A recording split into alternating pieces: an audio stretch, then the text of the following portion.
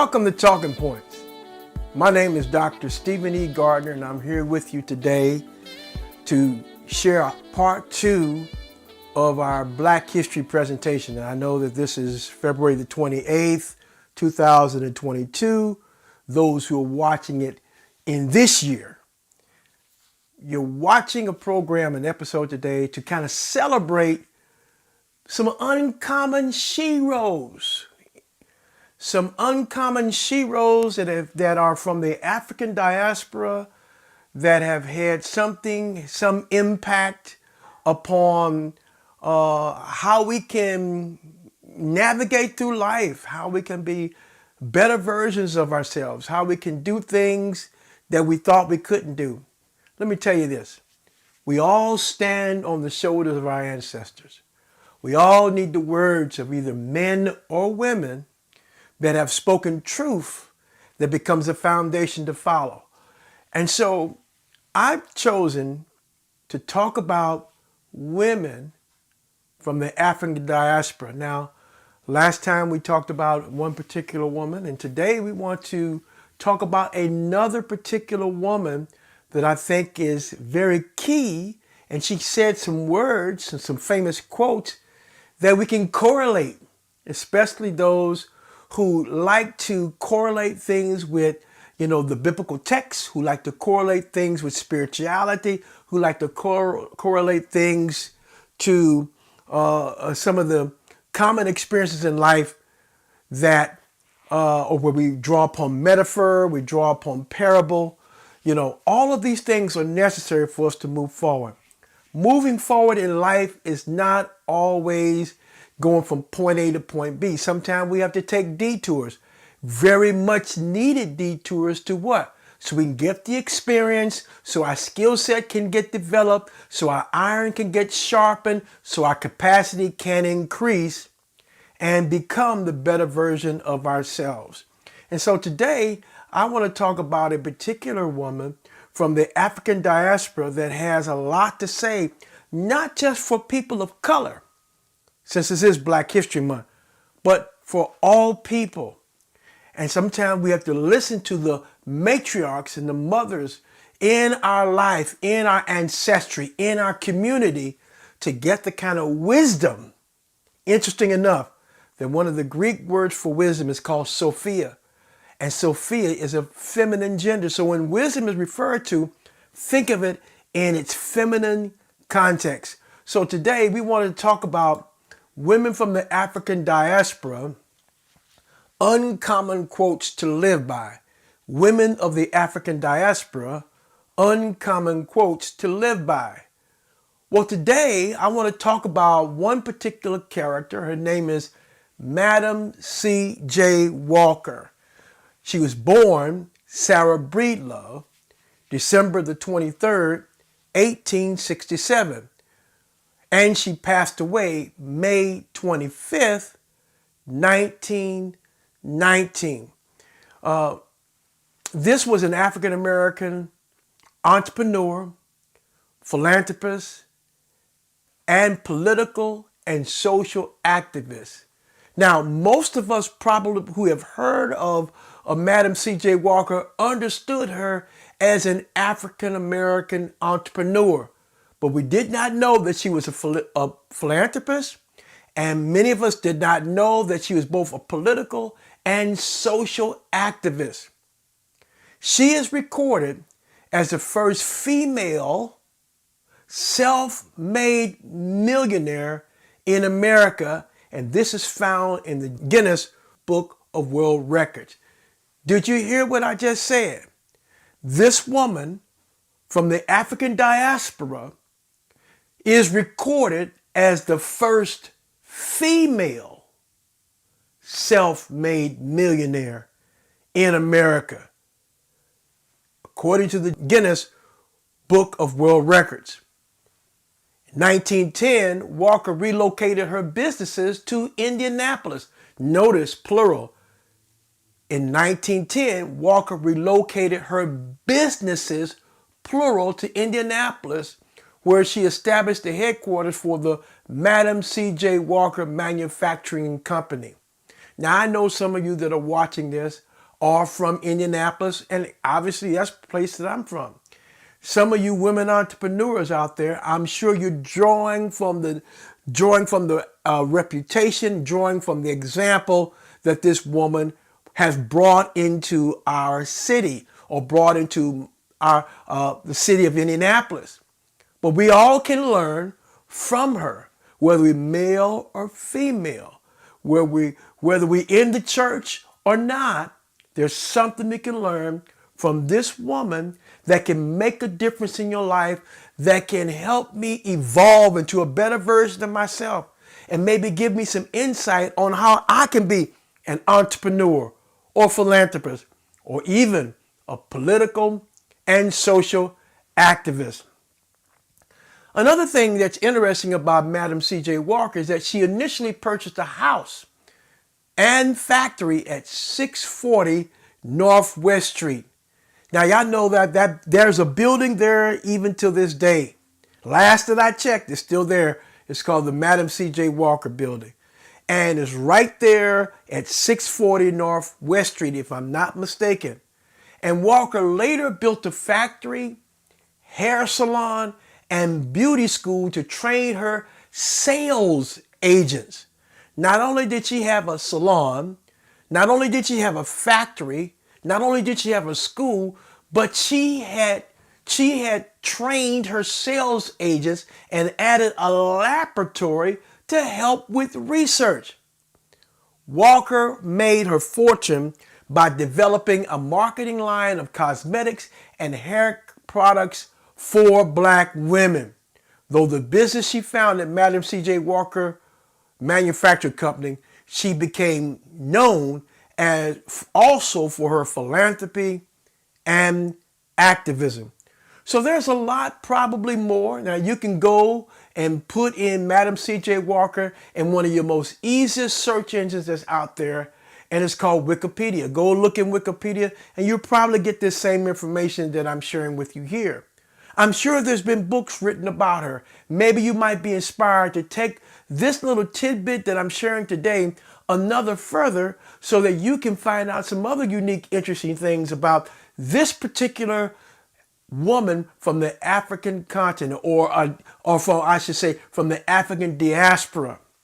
We have a lot to learn from other people that made a difference, and other people that also had some uncommon things to say, uncommon heroes, uncommon sheroes. Today we're going to look at some uncommon quotes that I personally did not know that Madam C.J. Walker had to say. And so let's look at this, and I'm going to correlate this with the biblical text just to give some inspiration, and we can kind of see that there's a lot of things she said that does lean toward that she did have a faith. And let me tell you something about faith. She had to have faith in order to do what she did, because the success in life that she attained required faith. Faith also, on the other side, is risk. Anytime that you launch and endeavor something, there's always a risk that you're taking. And even if it's a calculated risk, you got to have faith. Even if it's faith that you're involved in, there's always going to be some form of risk entailed. Here's one of her quotes, and I like this. And this is what she said. It's pretty hard for the Lord to guide you if you haven't made up your mind which way to go. It's pretty hard for the Lord to guide you if you have not made up your mind which way to go. Madam C.J. Walker said that. Now there's two scriptures that come to mind. The first one is this, and that is, a double-minded man is unstable in all of his ways. Don't let that man think he's going to receive anything from the Lord. That's in the book of James chapter 1, whichever version you have, you can kind of look at that and you see that the necessity of having a made-up mind in which to go. And so the truth there, compared as it correlates with this quote, it's pretty hard for the Lord to guide you if you haven't made up your mind which way to go. Well, let's also go to a more traditional passage that we can find in the book of Proverbs, chapter 3, verse 6. And I'm quoting from the King James Version. And it says this: "In all thy ways acknowledge him, and he shall direct thy paths." In all your ways acknowledge God. In all your ways acknowledge the Lord and your path, and he shall give direction to your path. The idea here is that God is concerned about your ways. He's concerned about what you want. Now, there's another passage that's in another chapter, I think it's in the book of Psalms, that says that that you delight yourself in the Lord and he'll give you the desires of your heart. The thing is that it's your relationship with the Almighty, giving God what he wants. He makes it possible for you to achieve, attain, or get what you want. In this passage in Proverbs 3:6, he says, in all of your ways. That means that God does not expect us to be robots, and that he expects us to get all of our guidance and direction from A to B without giving any thought to what it is that we have decided upon or what we've planned. God does care about your plans. He cares about your goals. He cares about your wishes. He cares about even your wants. This passage suggests that what? In all of our ways, we need to put God in first place, and he shall direct thy paths. Sounds pretty much like Madam C.J. Walker really knew the Lord, especially as it relates to God's guidance. It's pretty hard for the Lord to guide you if you haven't made up your mind which way to go.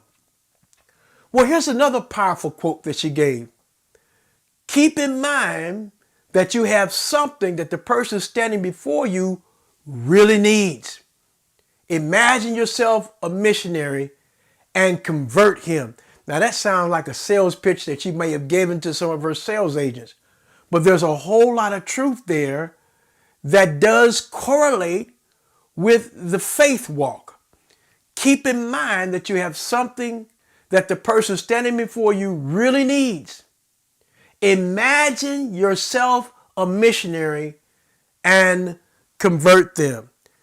Well, that says to me that, wow, we need to be open-minded to figure out, to see that what is it that the person around me really needs.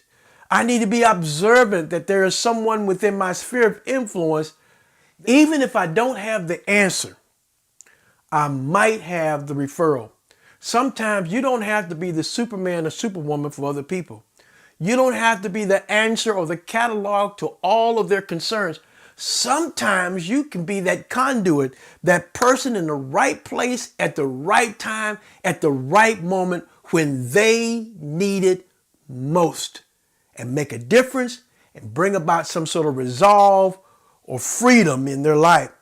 Sometimes, even when we're going through and in our worst place, we might have a word that can save somebody else.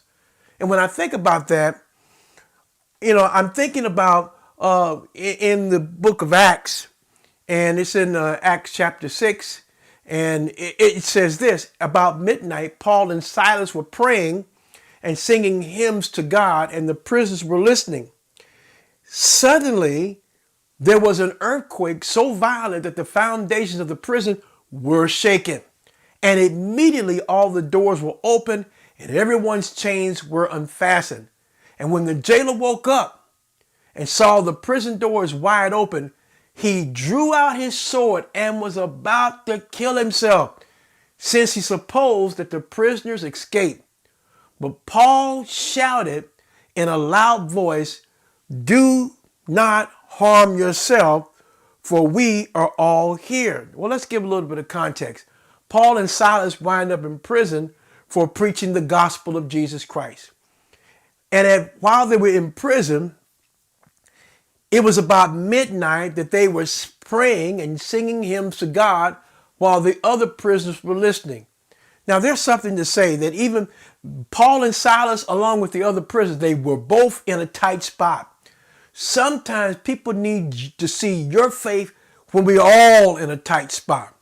You know, people are looking at your reaction. People are looking at what you're emulating. They're looking at what you're modeling. They're looking at your faith, not by how many scriptures you can quote, but how many scriptures you can live. Here they were singing and praying to God, and the other prisoners heard them. And as a result of their prayer life, as a result of their open and public faith, suddenly there was an earthquake so violent that the foundations of the prison were shaken, and immediately all the doors were opened and everyone's chains were unfastened. Now, I know some of you preachers out there and some of you, exhorters out there probably can have heard this preached many times, how that, as they were bombarding heaven, God bombarded the earth. There's a word to that. Bombard heaven so that God can bombard the earth. Thy kingdom come, thy will be done in earth as it is in heaven.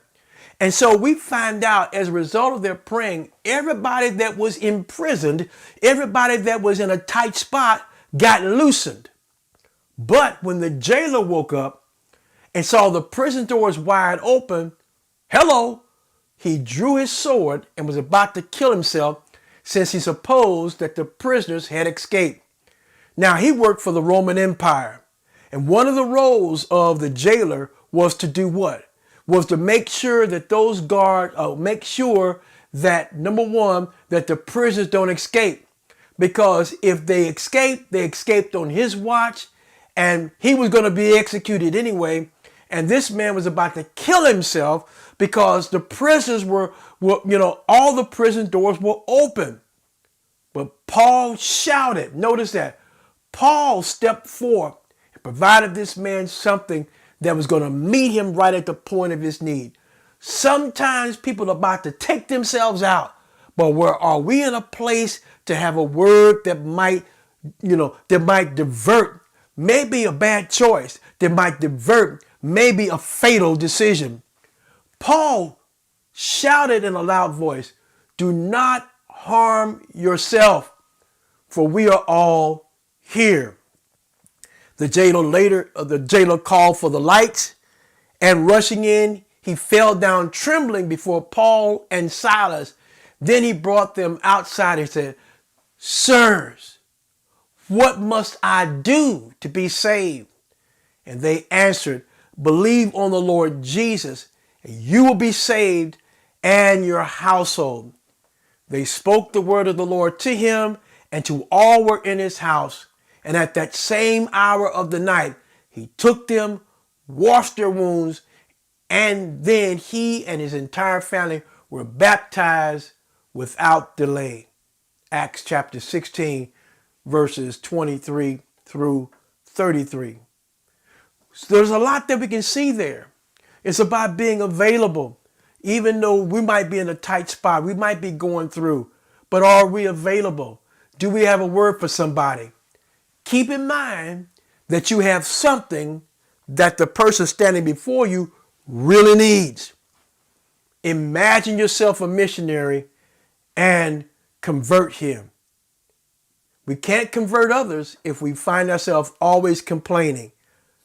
We can't convert others if we find ourselves always complaining. Imagine yourself a missionary. Imagine yourself a missionary. Well, there's another statement that Madam Walker brought out, and this is this one. I like this one too. Do not sit down and wait for opportunities to come. Get up and make them. Do not sit down and wait for opportunities to come. Get up and make them. Here I'm reading from Luke chapter 18, verses 1 through 8 in the King James Version. He spake a parable unto them to this end, that men ought to always pray and not faint. I think we all agree with that. We need to become people of prayer. people of prayer. Then he gave this saying, there was in a city a judge which feared not God, neither regarded man. And there was a widow in that city, and she came to him saying, avenge me of mine adversaries. And he would not for a while. In other words, he didn't listen to this woman. He would not for a while. But afterward, he said within himself, though I fear not God, nor regard man, yet because this widow troubleth me, I will avenge her, lest by her continual coming she weary me. And the Lord said, hear what the unjust judge saith. And shall not God avenge his own elect, which cry day and night unto them, though he bear long with them? I tell you that he will avenge them speedily. Nevertheless, the Son of Man cometh, shall he find faith in the earth? Well, what can we draw from this passage? And what can we draw from her statement as we wrap up our time today? Is the word importunity, which is the opposite of opportunity. Opportunity, sometimes, it comes your way and it presents itself, and, it just happened to come your way. It could be, right place, right time. That's an opportunity. But an importunity is something that does not come your way. It's an uncommon occurrence of favor. An importunity is an uncommon occurrence of favor where you, through your own persistence, where you, through your own urgency, create the outcome that you want. In other words, you're doing exactly what Madam C.J. Walker said. Don't sit down and wait for opportunities to come to you. Get up and make them. Be a person of importunity. And that's something we can learn as we wrap up our time today, that if we want to make a difference in life, we just can't wait for something to happen. Be a person of importunity. Be like the things we've learned today from Madam Walker. First, we learned it's pretty hard for the Lord to guide you if you haven't made up your mind which way to go. Secondly, we learn, keep in mind that you have something that the person standing before you really needs. Imagine yourself a missionary and convert them. And lastly, we learn, don't sit down and wait for opportunities to come. Get up and make them happen. I trust you've been blessed today by part 2 of this discourse for Black History Month. Come with me next time and stay tuned in to Talking Points. We don't know what God has for us. One thing for certain, there's a whole lot of truth that's left back there from our ancestors. And there's a lot of voices that were spoken from the village, from the African diaspora, both female and male voices we need to listen to. They become the foundation and the shoulders that we stand on to make a difference and be a difference maker in our lives and our community. God bless you. We see you next time right here on Talking Points.